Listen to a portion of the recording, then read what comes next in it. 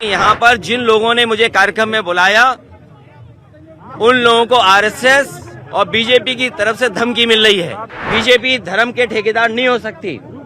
BJP ने यहाँ गुंडे भेजे थे और गुंडे ये भेजे थे जिससे मैं कार्यक्रम में न जा पाऊं। बीजेपी के लोग पिछड़ों को शूद्र, दलित को शूद्र मानते हैं। बीजेपी के लोग हम सबको शूद्र मानते हैं। उनको ये तकलीफ है कि हम उनके धार्मिक स्थान पे क्यों जा रहे हैं, गुरु संत लोगों से आशीर्वाद लेने के लिए।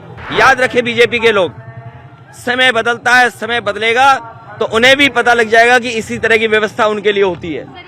कुंडी का यज्ञ हो रहा था, इसमें शामिल होने और संत गुरु और जो आयोजक हैं उनसे मिलने में आया था।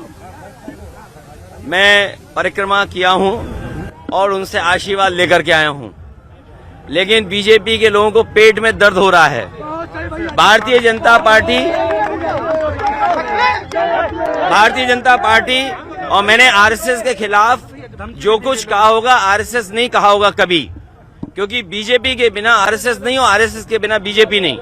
लेकिन यहाँ पर जिन लोगों ने मुझे कार्यक्रम में बुलाया उन लोगों को आरएसएस और बीजेपी की तरफ से धमकी मिल रही है।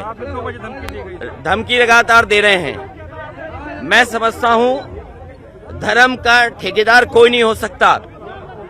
बीजेपी धर्म के ठेकेदार नहीं हो सकती।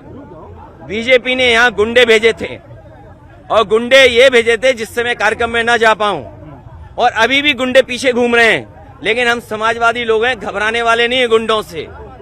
अभी भी घूम रहे हैं गुंडे, कहीं न कहीं होंगे वो जो काला झंडा लेकर के विरोध कर रहे थे। अरे भाई, धर्म के कार्यक्रम में मैं आ रहा हूं और धर्म के कार्यक्रम में मैं अगर आ रहा हूं तो बीजेपी के लोग क्या गुंडई करेंगे? बीजेपी के लोग पिछड़ों को शूद्र, दलित को शूद्र मानते हैं। बीजेपी के लोग हम सबको शूद्र मानते हैं।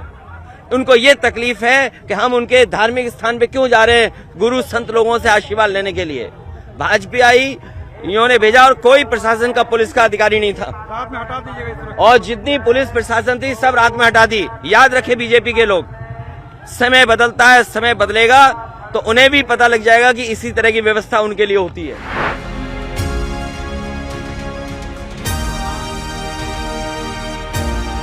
स्वामी प्रसाद मौर्य जी को मैंने कहा है कि जाति जनगणना के आंदोलन में आगे बढ़ें। सर, ये कैसी सरकार है जो पूर्व मंत्री के साथ ऐसा व्यवहार हो रहा है? देखिए, ये व्यवहार किसी के साथ कुछ भी कर सकते हैं।